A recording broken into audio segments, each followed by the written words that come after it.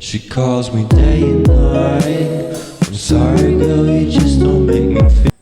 Hello guys, mayam punamakpu aigi channel da taramna okchari. Ngasigi mathil sina jamna hauba daidi mayamna su pamnaba pav bhaji haibaduni. Tuidamakta akoina mathau tabase alu ani khak phutoni, dai tomato ani khak, tilo ani khak, daidi chanam kharaga, morok tekpa kharaga, morok khangba kharaga duna paste semdoni ko.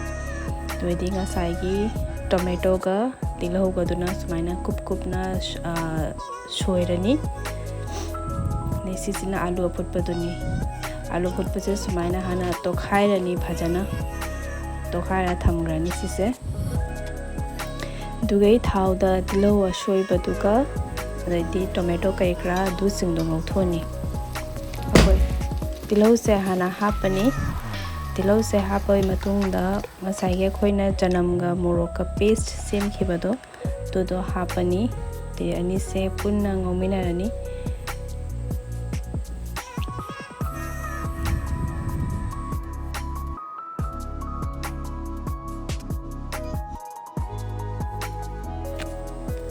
Sise ngominaraga ngatang leraga khoi tomato du su hapchalani teidi amka ngaurani mai se khatang taphan ko mai tapaga dum tapena dum ngaudoini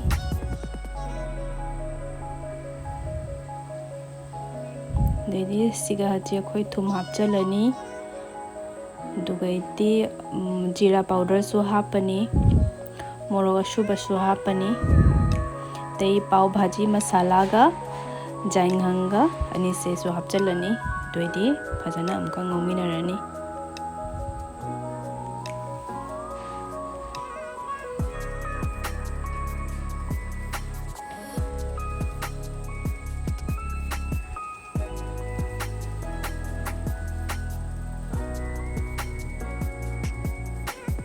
Sise haji khoi maroi marang loi happa loira ko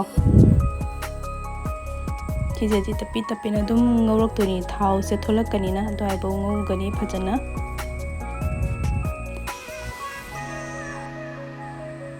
sise ngasagi haji khoi alu aphutpado to khaibado dosu hapchalani hapchalaga sisimu punna phajana ngominarani.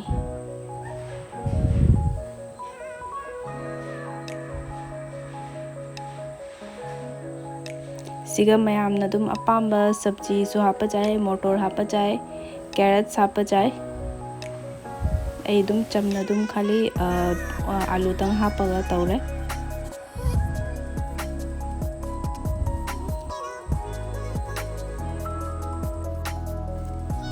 sise hajik ngatang ngauraga phadigom khara thakchanani dubai amka ngaugani siga haji akhoi butter mu khara hapchangani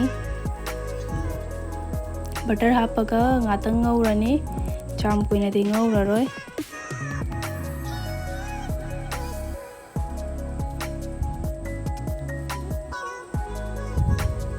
se butter hapa matungla sumaina oire ko sise haji jarani ngatang leraga siga haji khoi phadikom ga dugai kasuri methi do khara chaishalani tuedi sise loire bhaji di loire haji pav dumu horani pav du di ready made oina leire bas akhoi haji ghee daga phadikom da hapchalaga shahalani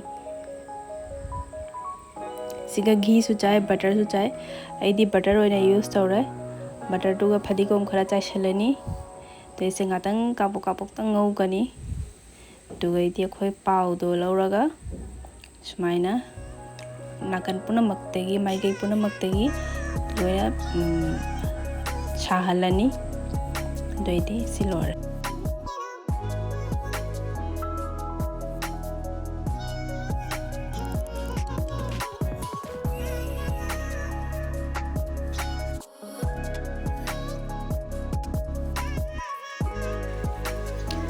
तो सिगा ready होरे अखोई की पाव भाजी ma'am सु try तोबियो try तोरागा हाइबियो कमाई तौरे हाइबदो बस सिगी हजी अखोई भाजी दुगी मथक्ता तिलहो मकुप खरा फदिगोम खरा बटर खरा अमका हापचनगनी महाउदो खरागा हाउनबैदमक्ता ꯑꯗꯨꯏꯗꯤ ꯚꯤꯗꯤꯑꯣꯁꯦ ꯁ꯭ꯋꯥꯏ ꯃꯇꯥꯡꯁꯤꯒ ꯂꯣꯏꯁꯤꯟꯖꯔꯒꯦ.